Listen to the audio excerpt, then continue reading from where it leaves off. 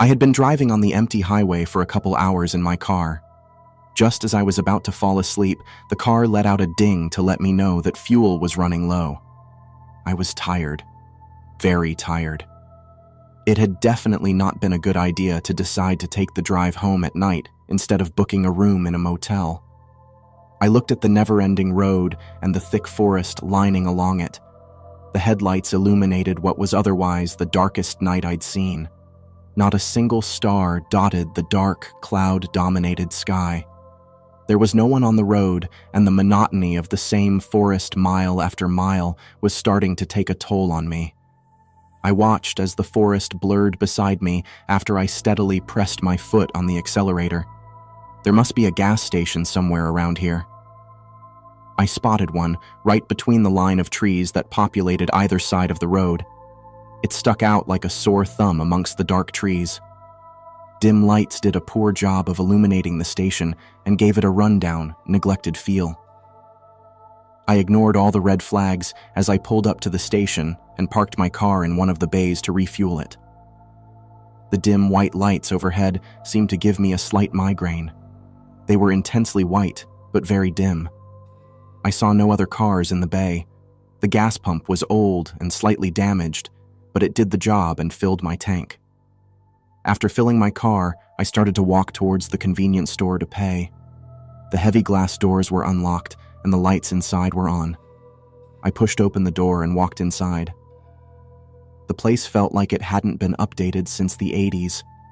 A retro tiled floor, combined with products that I either hadn't heard of or were from old brands, led me to this conclusion. The shopkeeper caught me staring at the aisles of old products that had been discontinued a long time ago and spoke. "Is there anything wrong, sir?" he asked, making me jump. I had somehow only noticed his presence now, and even he represented the 80s, having dressed in a striped button-up shirt and slacks. He sported an impressive mustache, thin spectacles, and had an air of mystery around him. No, just came here to pay for the gas and, buy a coffee?" I said, still collecting myself. I walked over to the counter while feeling my pockets to search for my wallet. I must have left it back in the car. "I'll be right back. Forgot my wallet," I told the shopkeeper. He flashed me a knowing smile. There was something wrong with his teeth, but I didn't register it as I quickly whipped around to go to my car. They were rotting. As I stepped out of the convenience store and began my walk towards the car, when I noticed I wasn't getting any closer to my car. It didn't make sense. There was a short distance between my car and the shop, yet no matter how much I walked, I covered no distance. It was like the ground had turned into a treadmill, and no matter how far I walked, I never got closer to my car. I looked behind me and realized I was still a step or two from the entrance to the convenience store. I saw the shopkeeper staring at me through the glass doors with an indescribable expression. His face was neutral, yet the way his eyes focused on me fueled a strong sense of apprehension within my soul. I ran, now more frantic than before. Paying for the fuel was no longer a priority. I wanted to get to my car and book it. It was all futile. No matter how fast I ran, I never made it to my car, and the nightmare didn't stop. How long do you think you would have kept running in my situation? I was defeated and knew I could not fight whatever force was acting upon this place. I had made a mistake of ever stopping by, and now I was paying for it. The very laws of physics were being bent in this place, and I still could not understand how walking forward never seemed to help me actually physically move forward. Panic surged through my veins as my desire to free myself from this loop grew into an animalistic urge for survival. Nothing worked. I could only have run for so long before I collapsed, unable to run any further.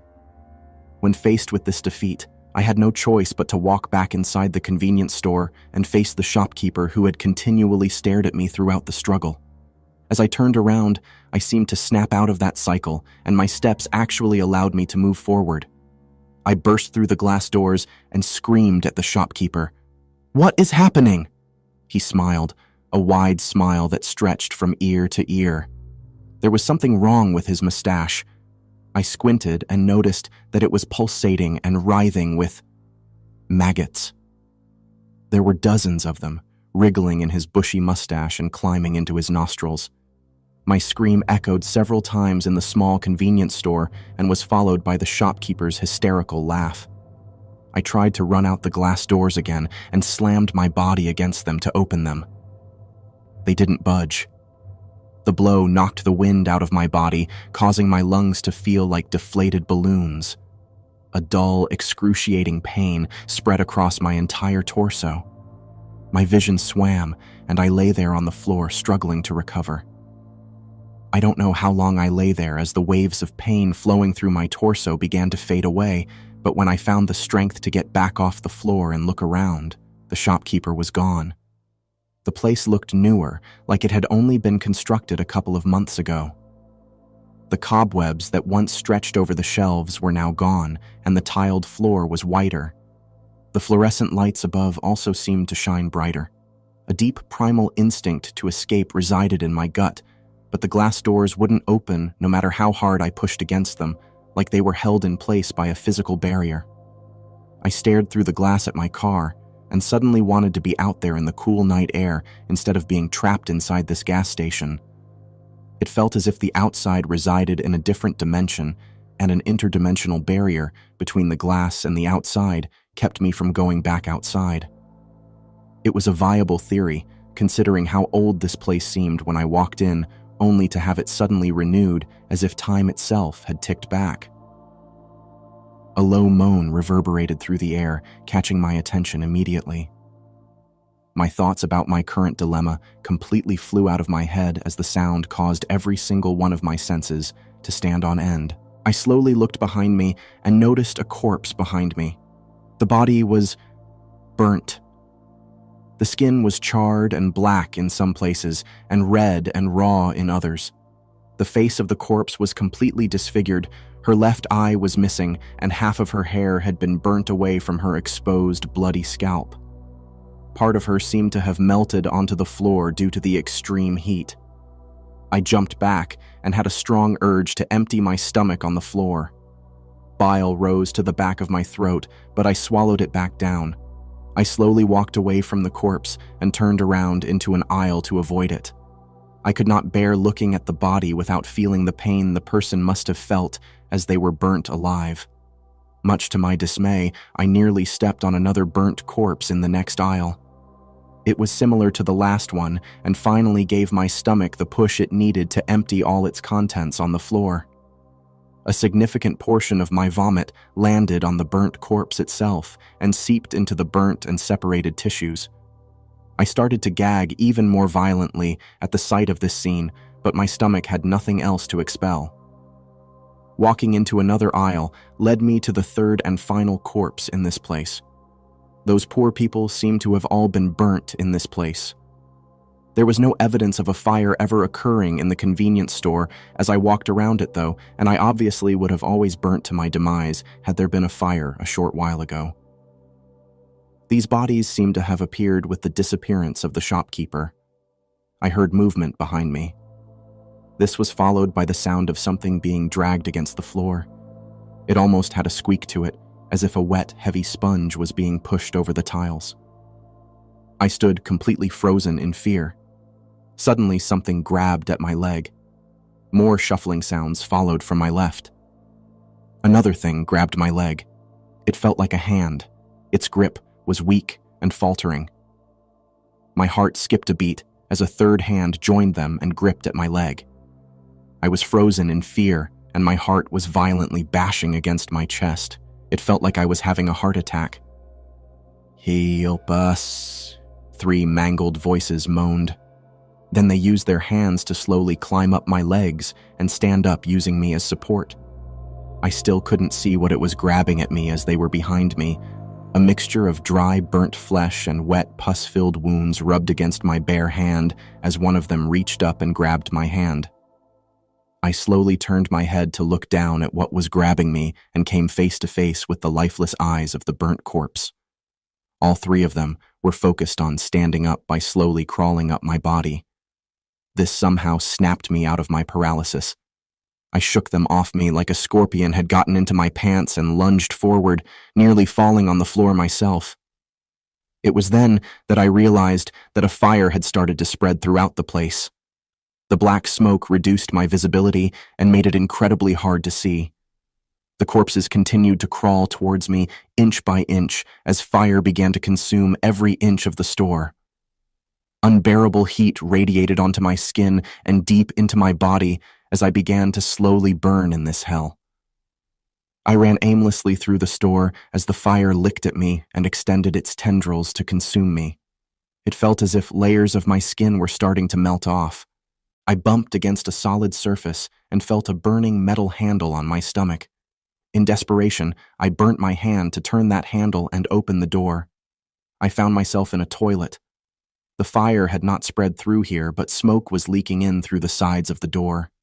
I may not die in the fire, but I would soon succumb to suffocation. What was happening to me? I struggled to come up with an explanation in my mind for the predicament I found myself in. I had walked into a gas station to pay for my fuel, and now suddenly this place was on fire. Where did the shopkeeper go to, and why were there maggots in his face? Where had the corpses appeared from? The rising temperature of the enclosed room snapped me out of my thoughts and urged me to take action. I spotted a medium-sized window right above the toilet that I could break and use to get out of the store.